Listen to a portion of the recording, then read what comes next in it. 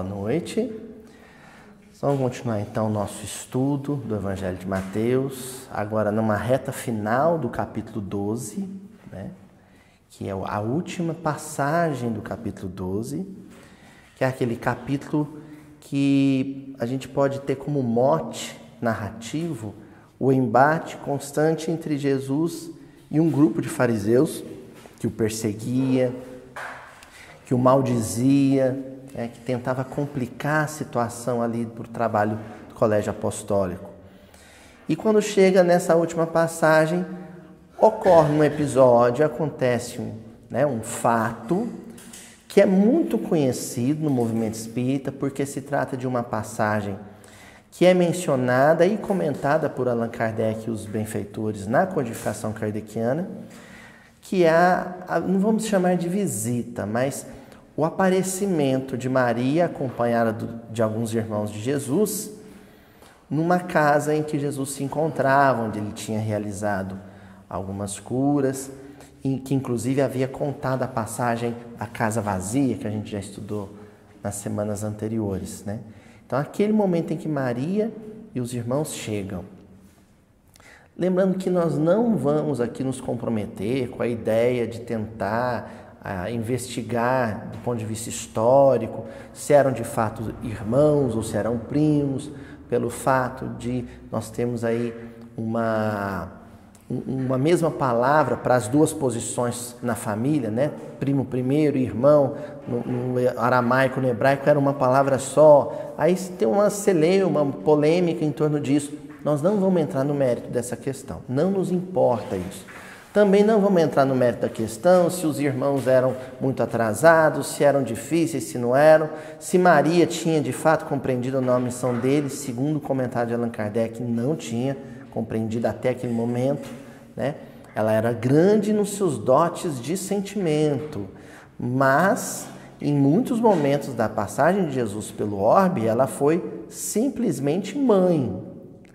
E muito embora nós vivamos numa cultura onde o amor de mãe ele é quase que divinizado, né? O amor de mãe é uma afetividade humana, né? É a mais nobre das afetividades humanas, não há sombra de dúvidas, mas é um afeto humano. Luiz, por que o amor de mãe é um afeto humano?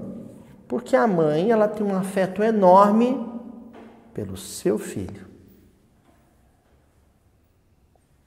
Não necessariamente pela humanidade. Não é assim? Aí quando é um amor que transcende os laços da maternidade, aí você tem um amor sublime, um amor do Cristo. Aí o amor pela humanidade é outro departamento. Tá certo? Nós combinamos então a semana passada que nós não vamos nos ater a esses aspectos. No que a gente vai focar? Nós vamos esquecer que a passagem menciona que eram irmãos e que eram a mãe e vamos nos focar no fato de que eram pessoas próximas. Lembra que a gente combinou isso? Pessoas próximas. Pessoas que tinham proximidade. Por que vai ser oportuno para a gente entender essa narrativa toda desse episódio ocorrido com essa perspectiva de que eram pessoas próximas? Porque todos nós somos próximos de Jesus. Pelo fato de sermos religiosos, pelo fato de sermos espíritas, pelo fato de estarmos numa casa espírita gravando essa reunião, somos pessoas que mantêm uma proximidade com o pensamento de Jesus, com a ideia de Jesus, com a vida do Cristo, né? Com a experiência histórica do Cristo. Somos cristãos. E isso nos torna próximos. Mas, e acho que esse é o ponto, né? Esse é o cerne de tudo que a gente já comentou semana passada e vai comentar hoje e as próximas semanas. Proximidade é uma coisa, afinidade é outra.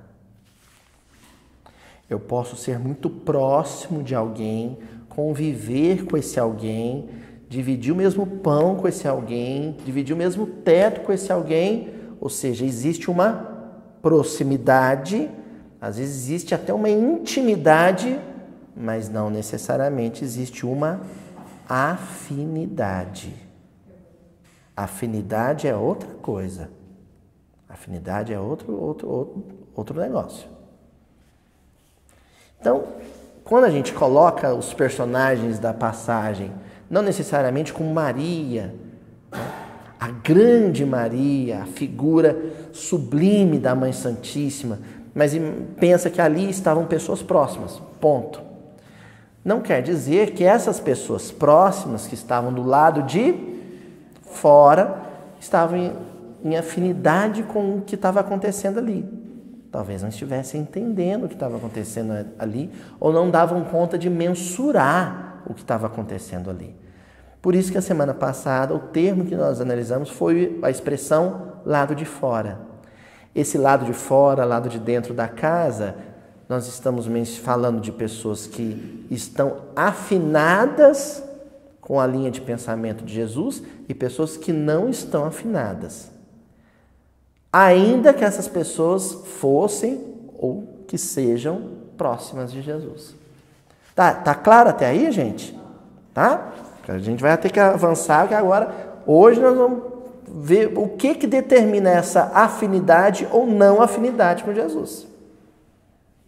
Versículo de hoje, então, capítulo 12, versículo 47, diz assim: alguém, porém, lhe disse, então um chegado, ou possivelmente um discípulo, e se era um discípulo, possivelmente era Pedro, porque ele era o guarda-costas de Jesus, né? Cutucou Jesus, falou: mestre, não quero ser estraga prazer, inconveniente, mas se fosse aqui em Minas, ia falar assim: seu povo está aí de fora. Seu pessoal está aí de fora, né? Seus parentes estão aí de fora. Eis que tua mãe e teus irmãos estão de pé do lado de fora, procurando falar contigo.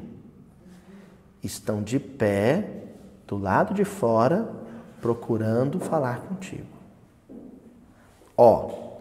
Nós não vamos concentrar no tua mãe, não vamos concentrar nos teus irmãos. O lado de fora nós já estudamos a semana passada. O de pé aí quer dizer que são religiosos. Nós vamos trabalhar com essa ideia. Lembra da verticalização e horizontalidade?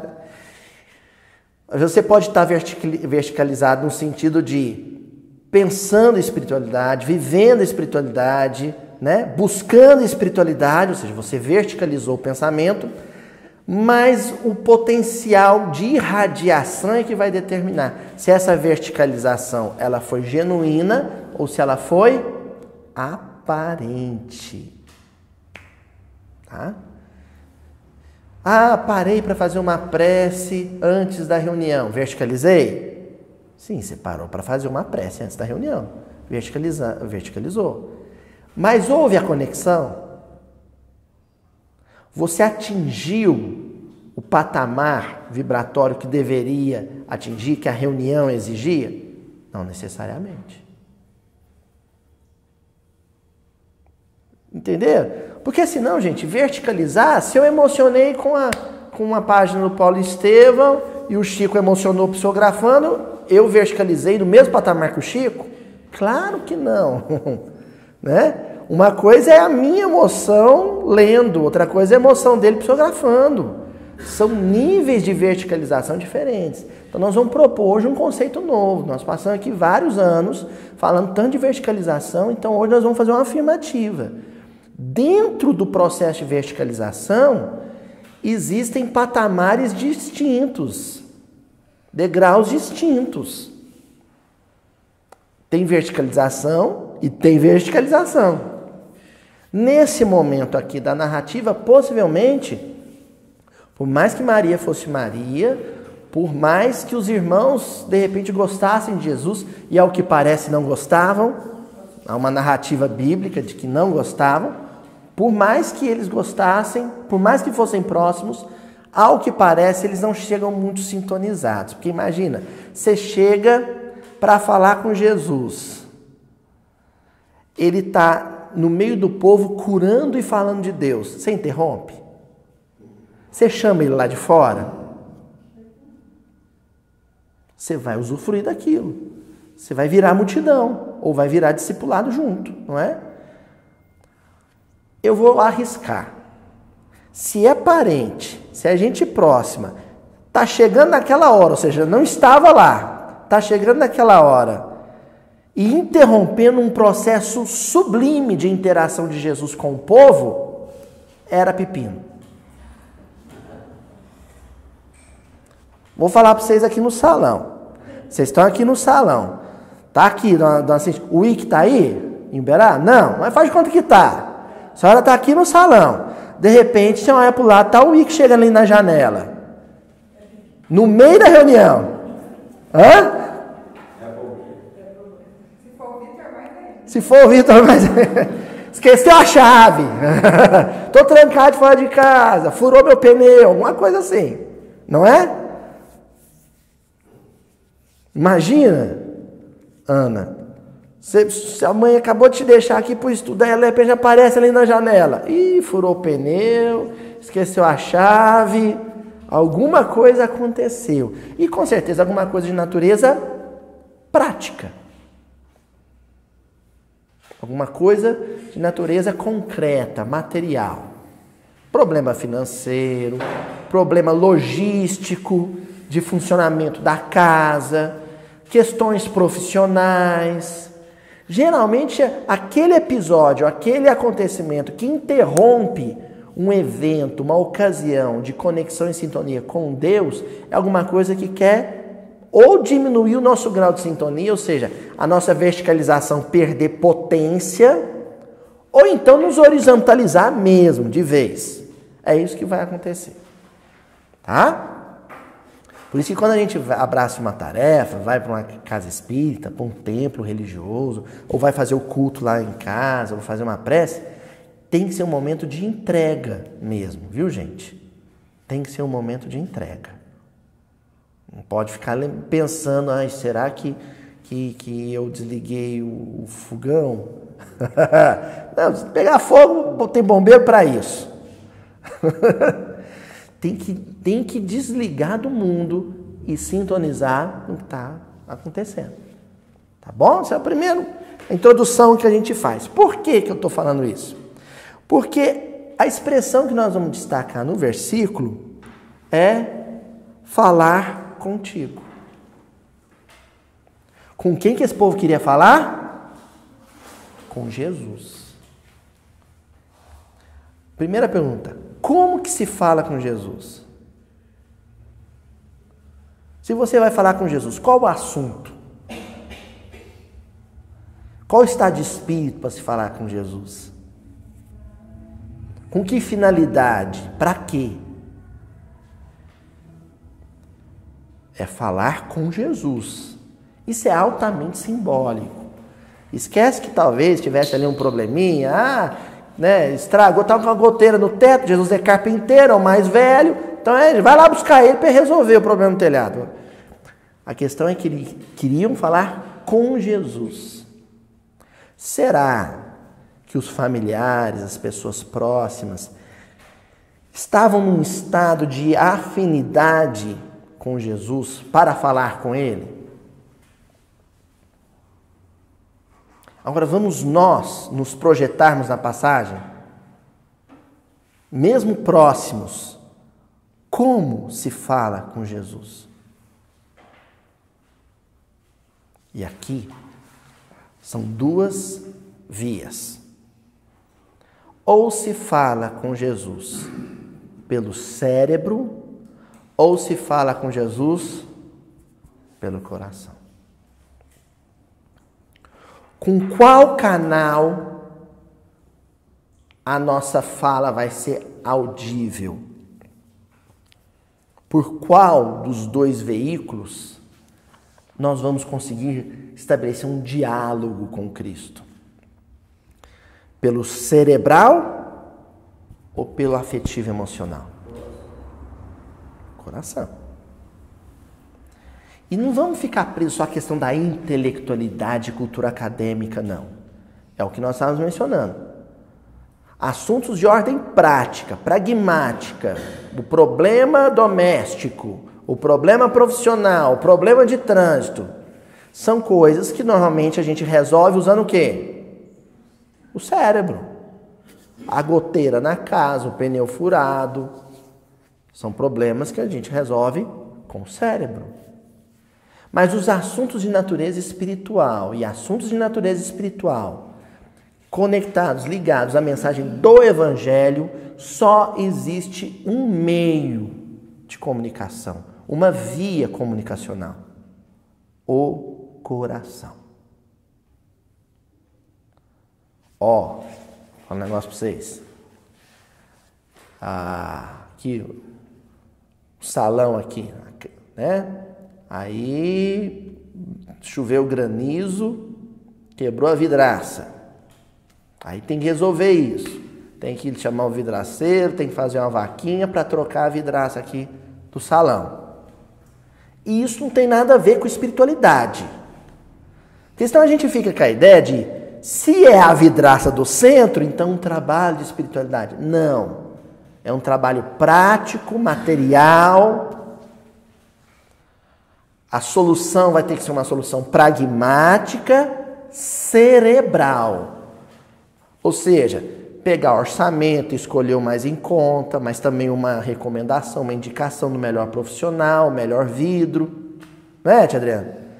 Vim aqui, resolver o problema, conferir, não ficou bem feito, tem que ligar lá de volta pro vidraceiro, pedir para refazer o serviço. É aqui, horizontal. É um assunto pragmático. Casa espírita, existe uma dimensão da existência dela no mundo, que é uma dimensão material, prática. Sabe qual que é o problema? O problema é que o pessoal transforma meio em finalidade. O secundário em primário. Esses problemas de ordem prática, de ordem material, concreta, de um templo espírita, eles são secundários. Eles não são a coisa mais importante.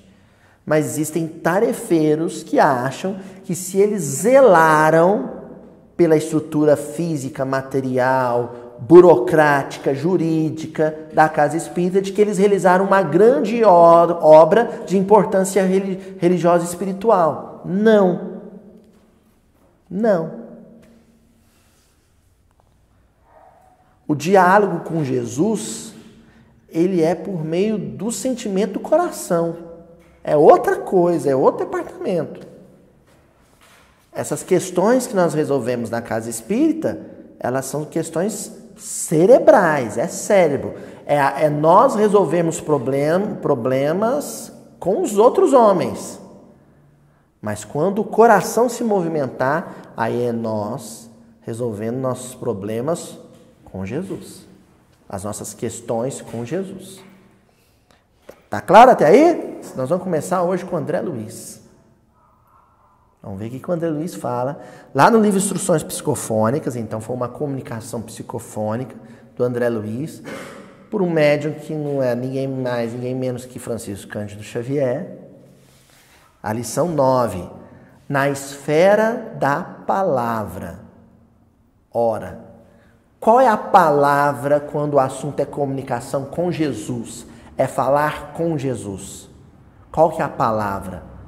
A palavra do cálculo, aritmética, ou a palavra do sentimento, da emoção, da sensibilidade? E aí, o André Luiz comenta assim: para cooperar com Jesus, falar com Jesus, comungar com Jesus, estar com Jesus, mesma coisa. Sintonizar-se com Jesus, afinar-se com Jesus.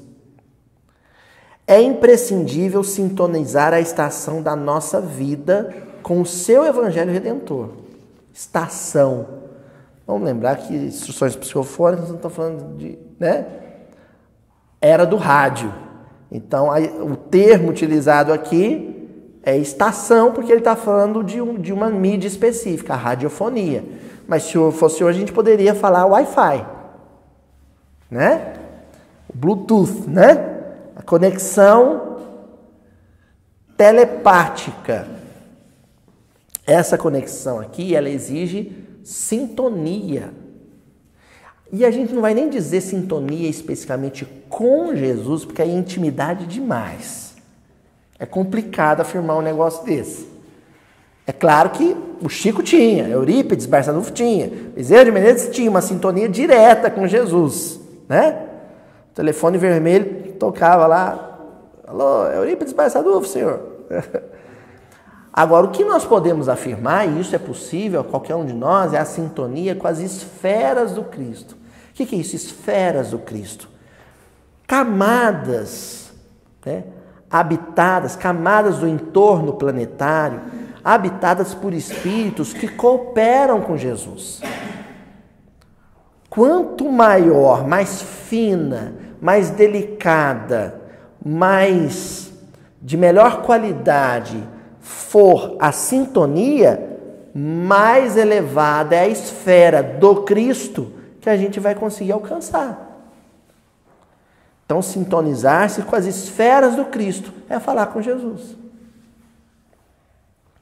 Falar com os prepostos, né, com os imediatos do Cristo, com os funcionários de confiança. Né? Isso é possível só pelas vias do sentimento. Hoje a gente estava vindo para cá, eu comentei no carro com a Juliana, né? Aí acontece de tudo para você vir para a tarefa. Dia de chuva, leva o menino, não leva o menino está com dor na gengiva, está nascendo dente, deixa ele em casa. Tá, aí o equipamento, aí a Juliana vai desvaziar um cartão para colocar na câmera, aí dá problema técnico, não tem como esvaziar o cartão, aí começa a me dar uma cólica intestinal, aí você vai só complicando a coisa. Eu falei, Juliana, e no final disso tudo eu ainda tenho que conseguir uma sintonia que faça o esforço não ser em vão, porque aí você move o mundo, né? Arruma quem fica com o menino, vem na chuva, vem correndo, com certo equipamento, chega aqui, eu não estou em sintonia. E aí? O trabalho, o esforço vai todo pelo ralo. Porque o propósito não é esse. Olha como isso é sério. O próprio esforço de registro material da minha fala, ele não tem essa importância toda que às vezes a gente imagina. Porque se acontece, de repente, o equipamento parar de funcionar, primeiro, a mensagem que eu tenho para falar hoje, ou que eu teria para falar hoje, vai chegar nessas casas pela voz de outros companheiros. É lógico que ninguém vai ficar sem. Segundo, às vezes eu faço aqui um comentário do Evangelho que não foi registrado na câmera, mas foi reproduzido pela espiritualidade para a multidão de espíritos no mundo espiritual. Por isso, o mais importante é a sintonia. E sintonia é isso mesmo, é estação de rádio, é onda. Agora, vamos fazer o seguinte, para a coisa não ficar tão distante, né? Tudo que eu falei até agora relacionado ao serviço na casa espírita, a gente transfere para a família. E isso é uma afirmação do livro Jesus no Lar. O lar é o primeiro templo e a primeira escola. Está lá no Jesus no Lar. Se não me engano, capítulo 2 ou capítulo 3 do Jesus no Lar. O lar é o primeiro templo. Então, lar, mesma coisa. Às vezes você tem um pai de família, uma mãe de família, muito comprometido com o funcionamento logístico da casa. Se o armário está cheio de comida, se chamou o técnico para arrumar o ar-condicionado, se consertou o encanamento do banheiro, se conseguiu fazer contato com o jardineiro, não esqueci não, viu, dona Cíntia?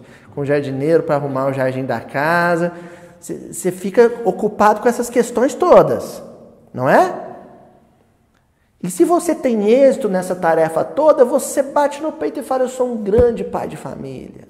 Eu sou uma grande mãe de família. Eu cuido da minha casa como ninguém. E às vezes a gente usa na hora das brigas para jogar isso na cara do outro, né? Aí o marido fala para a mulher, porque marido como eu, você não acha fácil não. Porque eu vivo para essa casa. E a mulher fala, porque mulher como eu, você não arruma outra. Porque hoje eu fiz isso, fiz aquilo aqui na casa. É o funcionamento logístico material. A pergunta se faz esses membros responsáveis, tutores do lar, estão conversando com Jesus? O diálogo, o blá, com Cristo, está acontecendo? Ah, tá, não tá? Como é que eu sei? Olha o que o André Luiz vai dizer. Busquemos sentir com Jesus. Olha, é raciocinar com Jesus. Sentir com Jesus. Não nos esqueçamos de que a língua fala com os homens e de que o coração fala com Deus. O Tim, ele fez uma música com isso aqui, né? A língua fala com os homens, o coração fala com Deus. Fez uma música lindíssima com essa frase do André Luiz. A língua, o cérebro, o cálculo, a palavra falada resolve problemas humanos.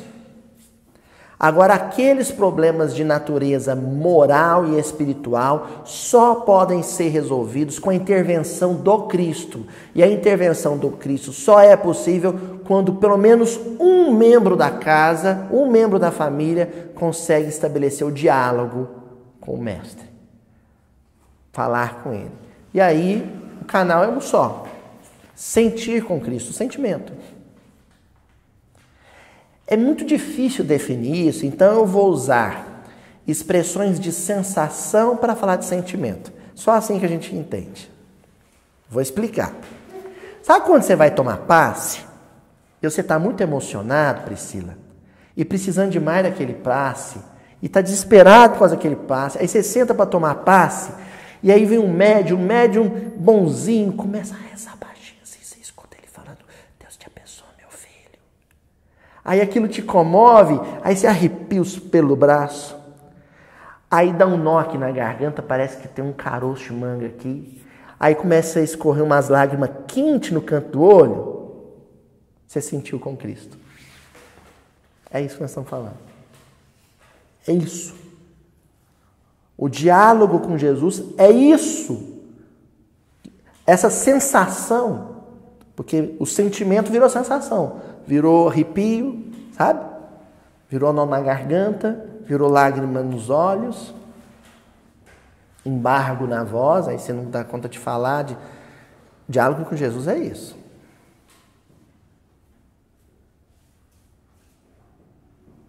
Vocês já foram assistir palestra?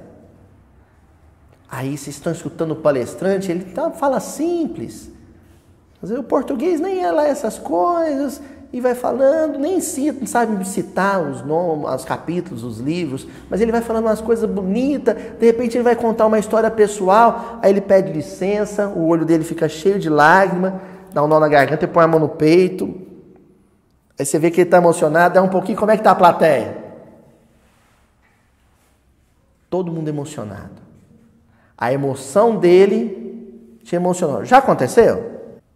No YouTube, tem uma história do Chico contando uma entrevista a amizade dele com uma moça que tinha problemas com a fala chamada Valéria. Quem já escutou essa história?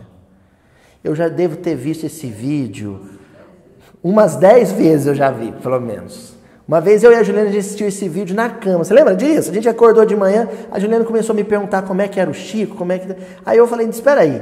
Aí eu peguei o celular, achei no YouTube, falei, olha isso aqui. Era uma entrevista dele. Que ele conta que a moça falava, Jesus, né? Eu vejo aquilo lá. Se eu ver aquilo lá 10 vezes, as 10 vezes eu choro. História simples.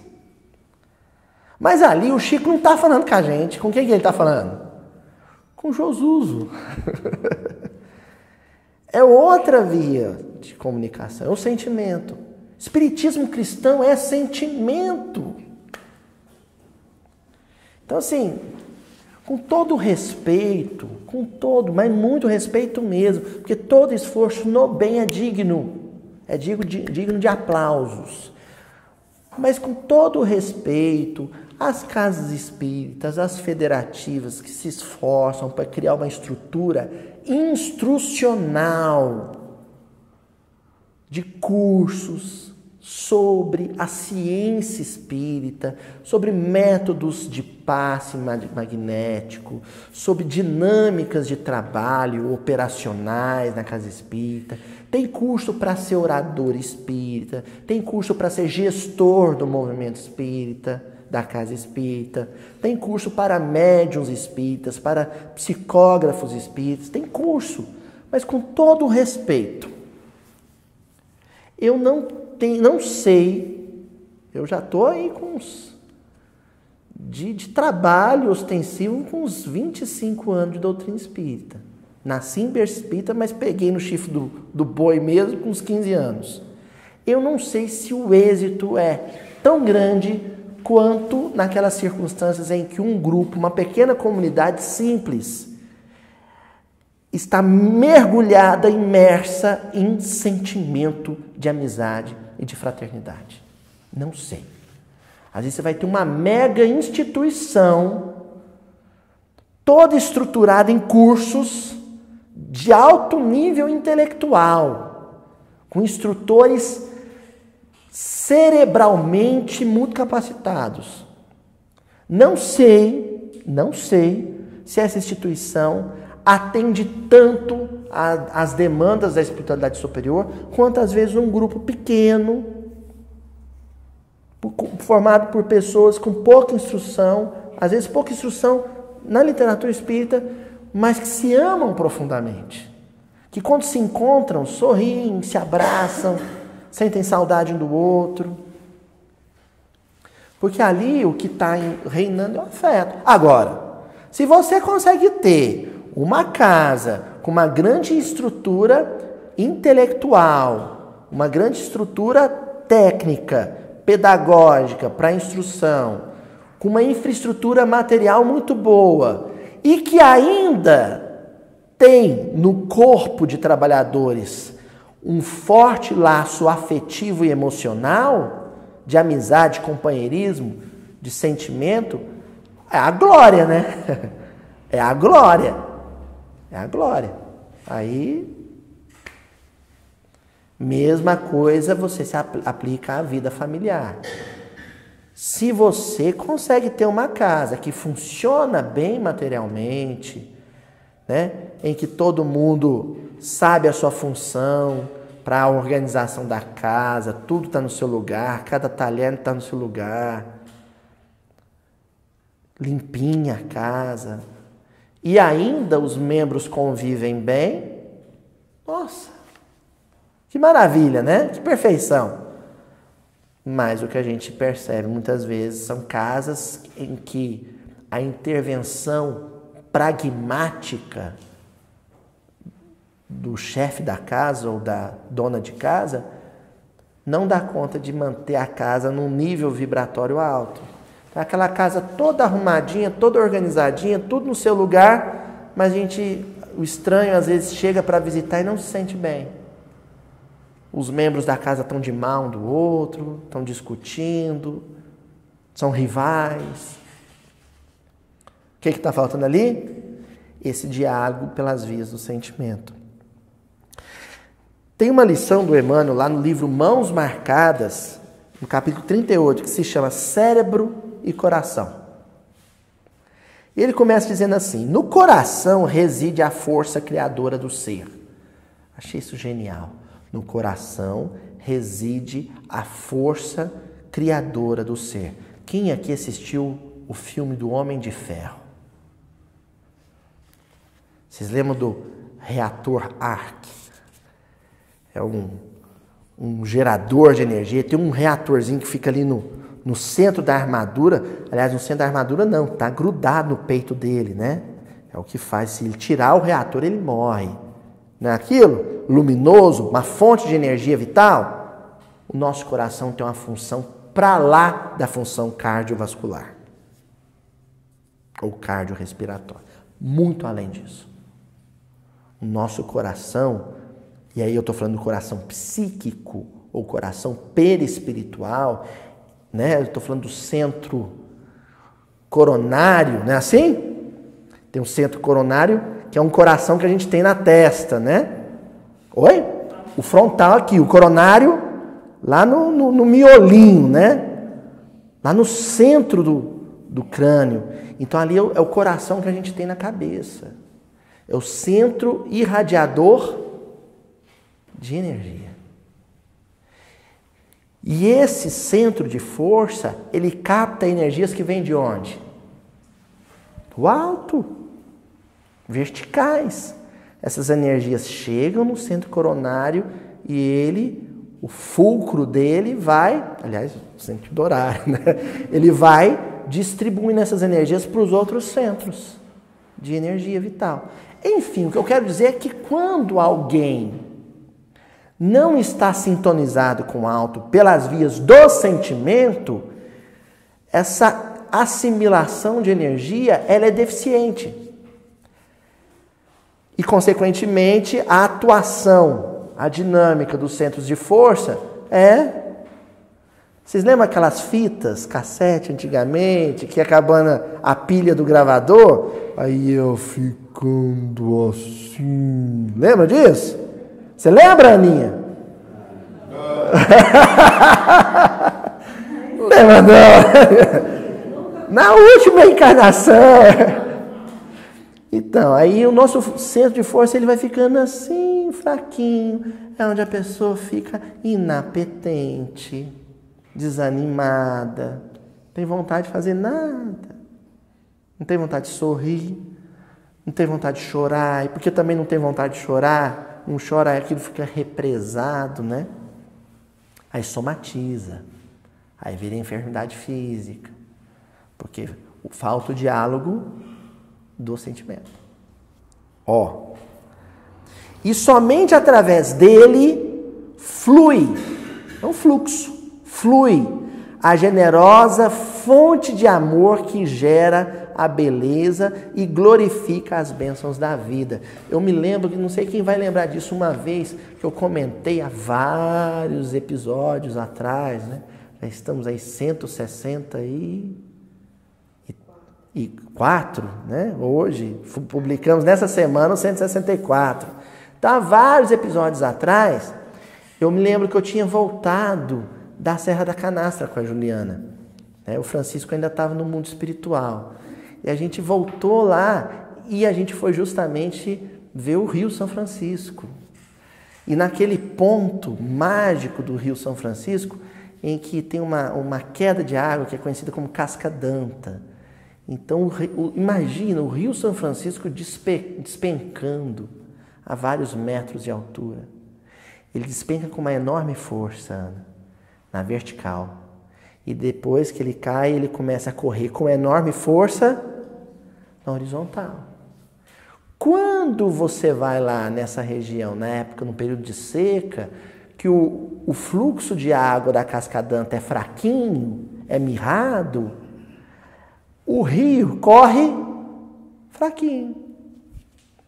Então a fonte, o fluxo vertical determina a vitalidade, o dinamismo do fluxo horizontal. Sabe o que isso quer dizer, dona Cíntia? Que quando você não está com a conexão espiritual boa, até as coisas materiais, práticas, você não resolve bem, não corre bem. A atividade profissional fica afetada, o funcionamento da casa fica afetado, você dirige mal, você lava a roupa mal, você vai estudar, estuda mal. Porque a nossa atividade intelectual, cerebral, ela também depende, ela não é diferente do resto das funções do corpo e do perispírito, ela também depende de que essa sintonia do centro de força coronário com as esferas do Cristo, ela esteja acontecendo com um grande fluxo de energia. Entenderam? Aí o Emmanuel, ele encerra dizendo assim: É por isso que Jesus, o nosso Divino Mestre, falou acima de tudo ao coração humano. Jesus veio para o coração. Ele veio, sabe aquele avião antigo? Aqueles carros, o Ford 29, que o motor se ligava na manivela, né? Aí tinha uma manivela, você lembra disso, Aninha? Aí tinha uma manivela, você colocava lá e girava, né? Ou então a hélice do avião, você tinha que fazer ela girar. Era no tranco mesmo. Jesus veio para dar um tranco no nosso centro de força coronária. Sabe? Ele pegou o dedinho dele no nosso centro de força e fez assim, ó. Para ver se começava a funcionar. As coisas que ele disse, as coisas que ele fez, são influxos de energia revitalizadores em corações que estavam apáticos, fragilizados. E isso, Tonzinho, deu um choque para ver se pegava no tranco. Quando a gente vem aqui, quarta-feira, né, toda quarta-feira, o pessoal que vem no salão, eu venho aqui, o que nós viemos fazer aqui? A gente vem através da palavra, da canção, do olhar, a gente vem receber um novo fulcro de energia para dar conta do resto da semana. Tá, e os judeus, já no tempo de Jesus, enfatizar a importância do sábado, né? Honrar o sábado. O que é honrar o sábado? É a pausa para isso. Para se emocionar com uma música, para se emocionar com uma palestra, para se emocionar com um abraço de um companheiro que você não via há muito tempo.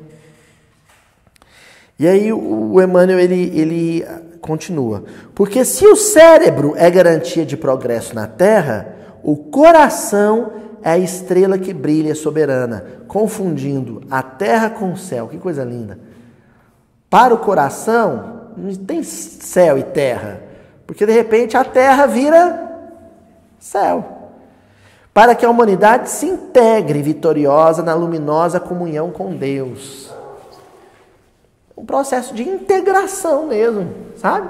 Não tem, muito se fala disso, né? De inclusão das pessoas, né?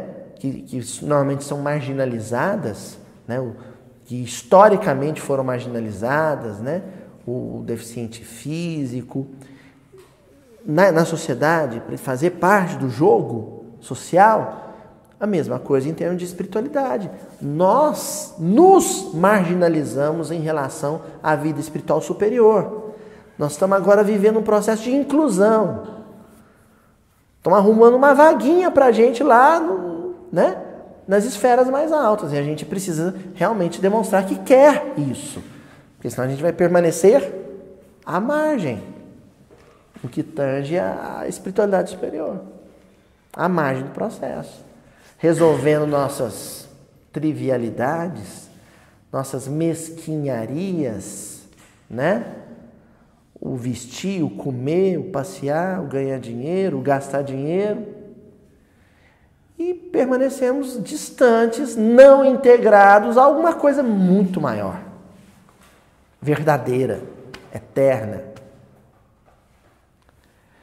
Aí no livro Instruções Psicofônicas, a gente volta para o livro Instruções Psicofônicas, a Meimei vai dar o ar da graça, capítulo 30.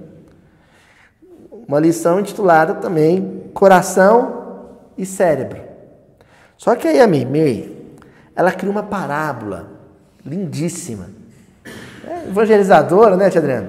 Ela cria uma parábola lindíssima para depois dar a moral da história.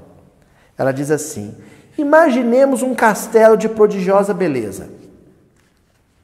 Imagina aquela mansão, aquela casa bonitona, sabe? Aquela casa que aparece lá na revista Vogue, na revista Caras. Imaginaram aquela casa maravilhosa? No cimo da montanha. Não, nessa nem na revista Vogue não aparece. Essa aí tem que ser lá no Netflix, né? As casas mais maravilhosas do mundo. Vocês já viram? Né? As casas mais extraordinárias do mundo. Aí lá no topo de uma montanha, nos Alpes suíços, tem uma casa maravilhosa. talhada em ouro maciço. Agora é em Dubai. Só pode ser em Dubai. Talhada em ouro maciço. Aliás, um abraço pro pessoal de Dubai que assiste o Humildinho. Eu sei que vocês acompanham. Ó, ostentando torres de cristal. Que coisa maravilhosa. Ameias incrustadas de pérolas e pátios pavimentados de brilhantes. Que é isso? Entre ogivas refulgentes, mas sem água, que lhe garanta a vitalidade e alegria.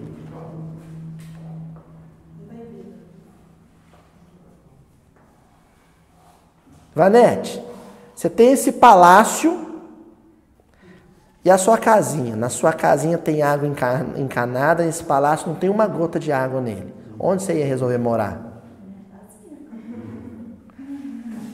Você viu que intrometido? Já estou chamando a casa dela de casinha. Que falta de educação, né? Eu ia preferir 1000 vezes a minha casinha com água do que um palacete desse sem água. Criar essa imagem? Pois bem, o raciocínio, todos nesses símbolos, temos nesses símbolos o cérebro supermentalizado, o cérebro poderoso. O látis desse cérebro é enorme. E o coração regenerador. O cérebro poderoso, intelectual, capaz de resolver todos os problemas. Vocês lembram do MacGyver? Pegava uma tampinha de caneta, um chiclete, um clipe, fazia uma ogiva nuclear, né? Então, um cérebro poderoso é o palácio de cristal folhado a ouro, no topo da montanha. Agora, o sentimento é a fonte de água pura.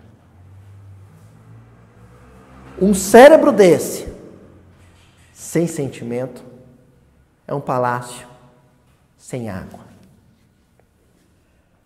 O raciocínio erguido às culminâncias da cultura, mas sem a compreensão e sem a bondade que fluem ao fluxo do entendimento fraterno, pode ser um espetáculo de grandeza, mas estará distante do progresso e povoado pelos monstros das indagações esterilizantes e inúteis. Um palácio desse, sem água, com o tempo, o que vai começar a juntar nele? Sujeira. E onde tem sujeira, tem parasitas, né? Sem referência ao Oscar. Você vai ter lá parasitas, miasmas, sabe? Sujeiras, sujidades de natureza psíquica. É onde a gente vê aqueles casos na história, não vamos citar nenhum para não ser descaridoso, mas existem vários casos na história de grandes estadistas, grandes generais, que desencarnaram dementes, loucos, precisando de tratamento psiquiátrico. Grandes cientistas, grandes artistas, grandes filósofos que enlouqueceram.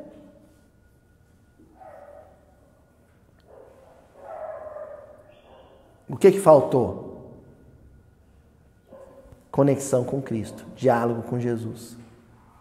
E por que faltou? Porque não existia ali um fluxo de sentimento. Não existia.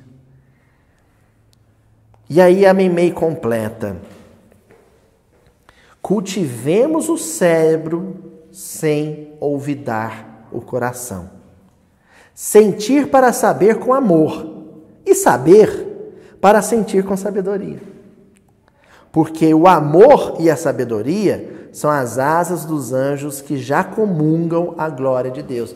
Isso o Emmanuel já menciona lá no Pensamento e Vida também. Mas eu acho bonito que ela falou assim, ó, cultivemos o cérebro, mas sem esquecer o coração. Não tem problema nenhum em estudar para o concurso, em estudar para a tese de doutorado. Não tem problema nenhum em querer resolver os problemas domésticos da casa, os problemas financeiros da casa. Isso é a vida. Né? Isso faz parte. A gente tem que experimentar isso. A gente tem que viver isso. Agora, o que a gente não pode permitir é que o nosso coração vire uva passa. Sabe? Vai perdendo emoção, emotividade, vai perdendo calor, humanidade e ficando ressequido, mirrado, murcho. Que é o que vai acontecendo quando você vive só para as questões materiais, as questões práticas, as questões humanas. Vai vivendo só para isso, você vai virando um Munra do Thundercats. Quem lembra disso? Né? Aí um dia você tem que falar assim, não, Tatiana, antigos espíritos do bem, transformem essa forma decadente, né, em alguém de vida eterna. Você tem que pedir ajuda, falar, me tira dessa condição. E isso só vai acontecer quando você for capaz de se emocionar, de se sensibilizar às lágrimas com um passe, com um abraço, com uma visita de um familiar, com um filme da televisão, com uma música, com um livro. E aí os canais, as mídias são muitas, mas todas recaem na questão do sentimento. O que é a arte sublime, por exemplo, já que a gente mencionou isso? O que é a arte sublime, a arte divina? É aquela que consegue ir diretamente ao sentimento. Então, essa discussão, por exemplo, sobre a questão da arte espírita, sim, existe uma arte espírita. O que é a arte espírita? Na definição de Allan Kardec, na definição de Leon Denis. É aquela cuja temática, o assunto, o mote, são as ideias do corpo filosófico da doutrina espírita, sim. Agora, nem toda arte espírita é sublime. Se eu pegar uma guitarra, distorcer a guitarra e começar a cantar assim, acredita em reencarnação, os espíritos existem. Eu elevei o tônus vibratório da casa com isso. Ama o teu próximo como a si mesmo. Isso é música? Não, não é.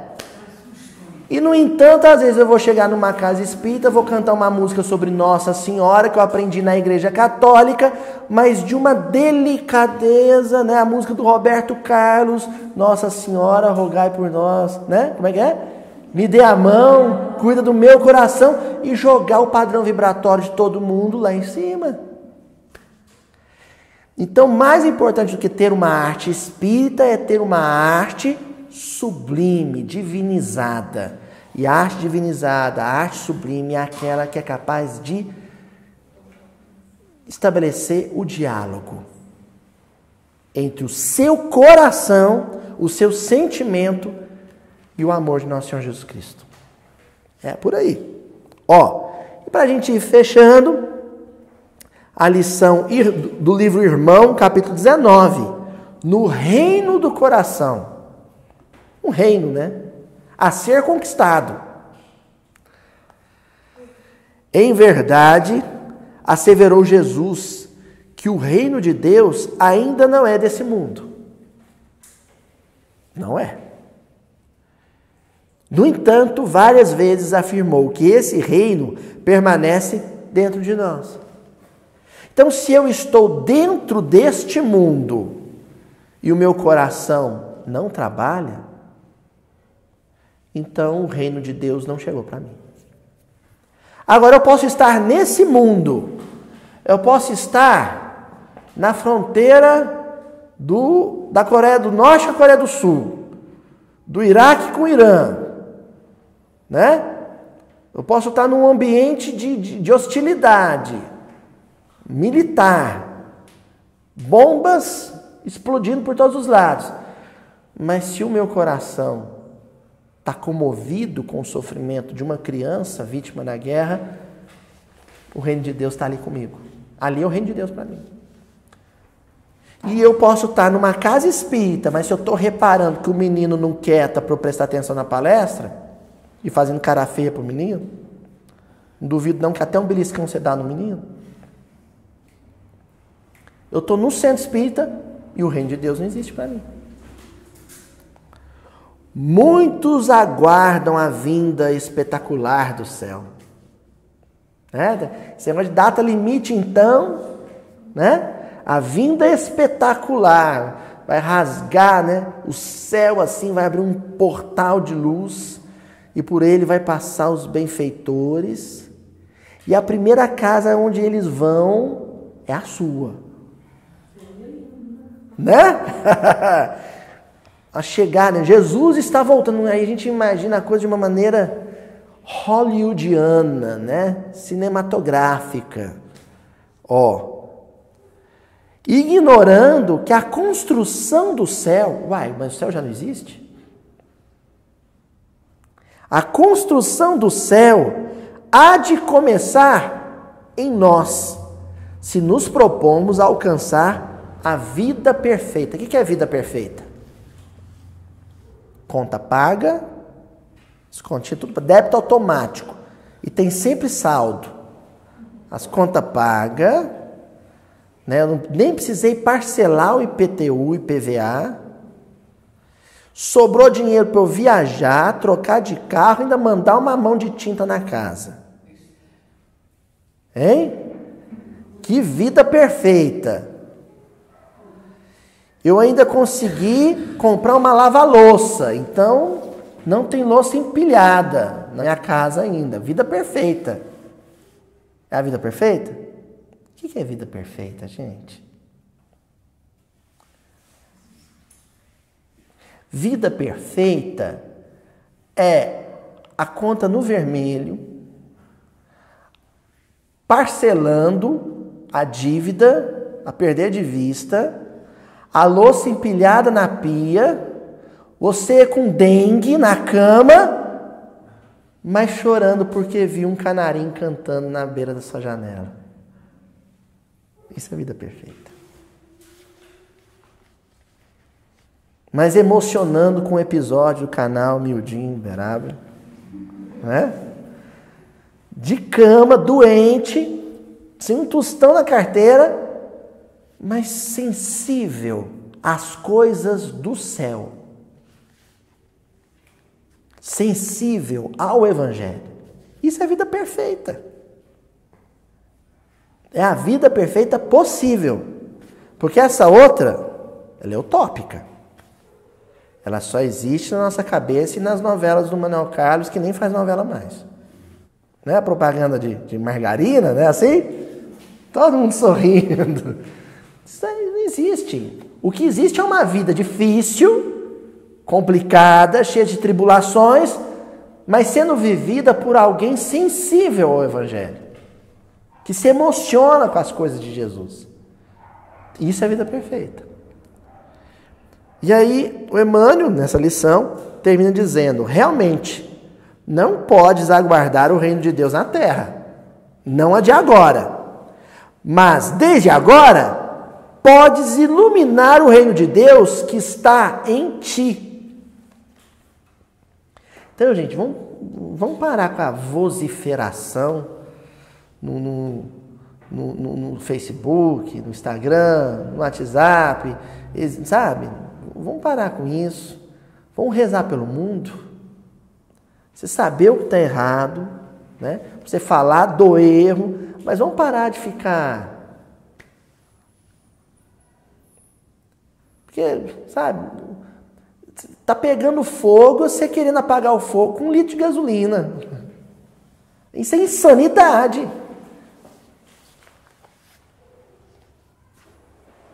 Começa a pegar fogo num lugar, você fala pro outro, busca um negócio para apagar o fogo, ele te volta com 1 litro de querosene. O que você fala para ele? Você tá doido? Não é? Então, se o mundo está difícil, se as coisas estão complicadas, e estão, como eu nunca vi na minha vida de 40 anos, eu tenho que ser mais eficiente. no meu zelo com o mundo e com as pessoas, o que eu posso fazer de efetivo, de concreto, para colaborar com o bem? Sentir com Jesus. Sentir com Jesus. Aí, cada um imagine aí por conta, nos bancos, em casa, o que Jesus sente? Revolta? Indignação? Inveja? Raiva? O que Jesus sente?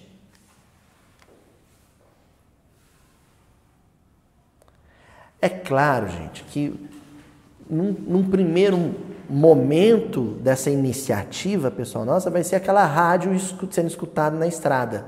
Já viu? Principalmente aqui em Minas, né?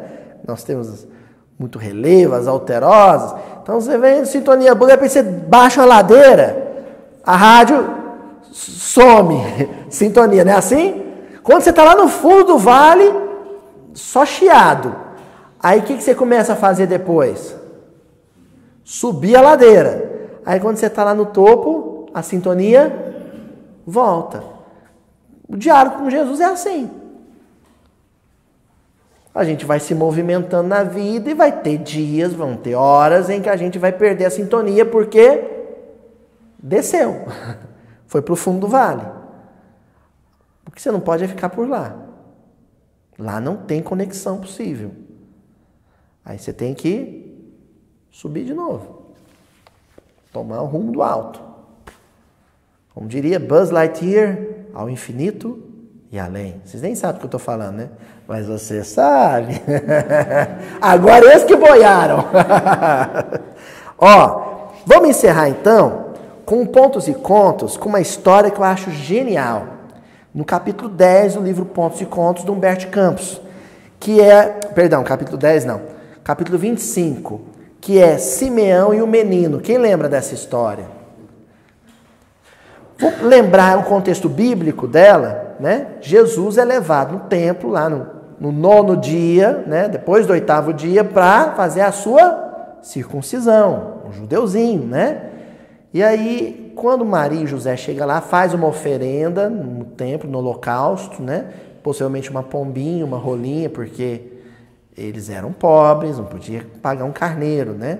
Então faz lá um sacrifício a Jesus e ele faz a circuncisão e é apresentado ao templo.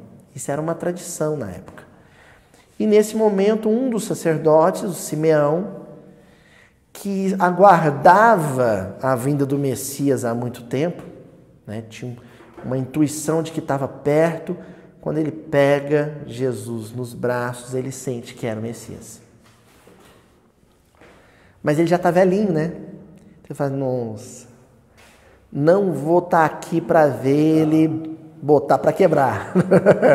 Estou indo embora e ele chegando, que desencontro. Mas pelo menos eu pude segurar ele nos braços, né? E aí Humberto de Campos começa a narrar assim. Dizem que Simeão, o velho Simeão, homem justo e temente a Deus, mencionado no Evangelho de Lucas, após saudar Jesus criança, no templo de Jerusalém, já ele reconhecendo nele o Messias, conservou nos braços acolhedores de velho, à distância de José e Maria. José e Maria vendo Jesus nos braços, né, do Simeão, venerando Simeão. E dirigiu-lhe a palavra, ó o versículo. Dirigiu-lhe a palavra. O Simeão falou com quem? Com o menino. Mas espera aí, era um nenezinho? Né? Era um nenezinho. Quantos anos você faz a circuncisão? É 9º dia de vida. 8º para o 9º dia de vida. Então era um bebezinho, ele dirigiu-lhe a palavra. Ora, o que ele queria estabelecer com Jesus ali no colo dele era um diálogo cerebral, verbal, oral? Não era, gente. Dirigiu-lhe a palavra com discreta emoção. Oh! É o versículo de hoje. Dirigiu-lhe a palavra com discreta emoção. E não era uma emoção exagerada, não. Era uma emoção fina, delicada, elegante, que sabia se portar diante de um rei. Não é assim? Tem uma etiqueta, não é? Existe uma etiqueta emocional para se dirigir a Jesus. Você não sabe? Tem gente que vai orar emocionado, até emociona, você vê que a pessoa está emocionada. Jesus! Aí entra em esse. Não é assim, não. É Mestre Jesus, reverente, elegante, com etiqueta, mas comovido, emocionados. E aí o que ele fala para Jesus? Celeste menino, perguntou o patriarca, por que preferiste a palha humilde da manjedoura? Já que vens representar os interesses do eterno Senhor na terra, como não vestiste a púrpura imperial? Primeira pergunta que ele faz para Jesus. Então, Belém, ali encostadinho em Jerusalém, né? Aí, quando Jesus chega lá, vem as notícias, as circunstâncias do nascimento, né? É o Simeão, mas assim, é assim que o Messias veio. E ele faz essa pergunta, mas por que o Senhor, sendo Messias, escolheu vir ao mundo assim? Primeira pergunta.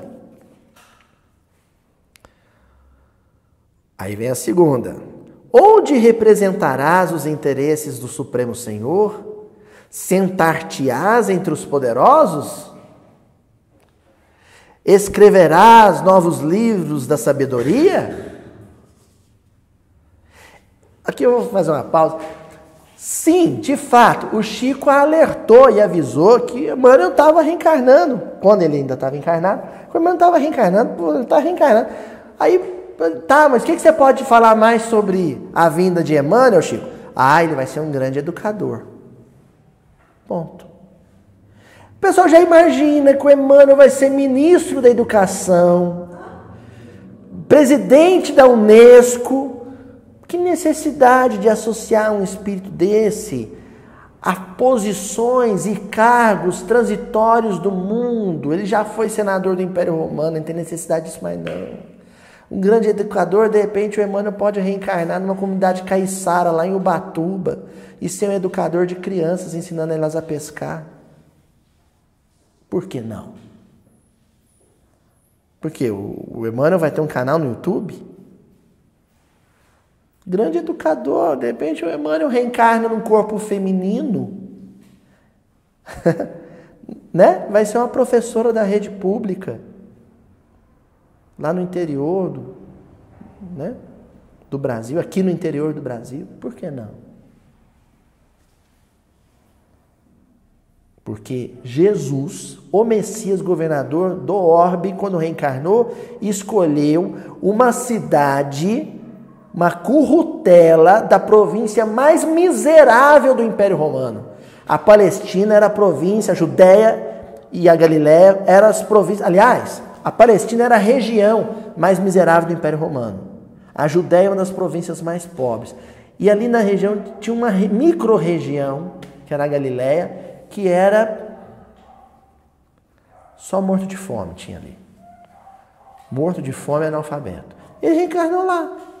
O filho do Zé e da Maria. Não é? Improvisarás discursos que obscureçam os grandes oradores de Atenas e Roma?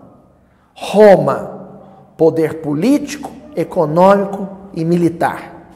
Atenas, cultura acadêmica, filosófica, artística, científica. Nenhum dos dois. Reencarnou na roça. Na roça. Lá na Fazenda Alta.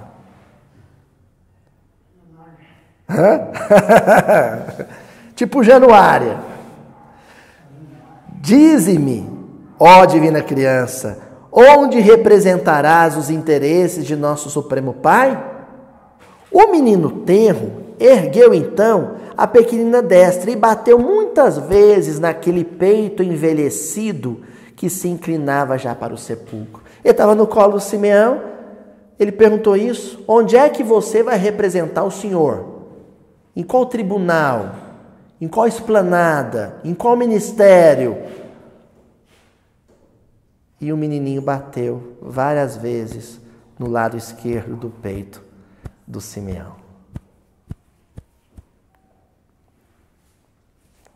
Bom, somente após a morte do corpo, Simeão veio a saber que o menino celeste não o deixara sem resposta. O infante sublime, no gesto silencioso, quisera dizer que não vinha representar os interesses do céu nas organizações respeitáveis, mas efêmeras da terra. Vinha da casa do Pai justamente para representá-lo no coração dos homens. No coração dos homens. Reunião espírita, onde as pessoas não se emocionam, não funcionou. Convivência familiar, onde um membro da família não se emociona com o outro, família está morta. Emoção, sentimento, coração. É assim que se fala com Jesus.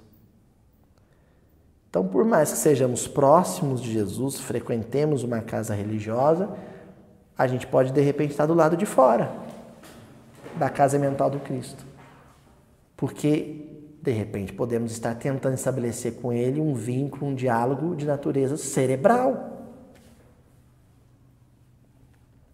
Eu sei que os estudos do miudinho frustram muita gente. Deixa muita gente decepcionada. Porque o foco aqui não é o Jesus histórico, não é descobertas arqueológicas, não é a letra, não é a interpretação em idiomas, não é. Quando eu preparo o roteiro, e é só um roteiro, eu preparo com os amigos e trago, eu tenho que estar emocionado. Se isso me fez chorar lá em casa, deu um nó na garganta, eu sei que vai funcionar. E eu chego aqui e eu começo a falar, eu vou vendo vocês ficando emocionando, eu vou ficando emocionado também. Aí depois, quando eu vou ler os comentários da internet, o pessoal está emocionado, pronto, funcionou. Agora, se não acontece isso, então, pode atender a expectativa intelectual, cultural, mas não atendeu o diálogo sublime que a gente tem que estabelecer com Jesus no terreno do coração do sentimento. Século 21, terceiro milênio. É o milênio, é o século do coração. Agora é a vez do coração. Por isso que a arte vai ter um espaço agora que a ciência, por exemplo, teve durante o Iluminismo, o Renascimento, depois o Iluminismo. Agora é o século do sentimento do coração. Tá bom? Até a semana que vem. Com a gente, na nossa vida espiritual, é a mesma coisa. Eu tenho duas barreiras. O meu milindre, que é uma barreira íntima, e aquele parente que joga na minha cara a minha inferioridade para ferir o meu milindre. Então, os dois.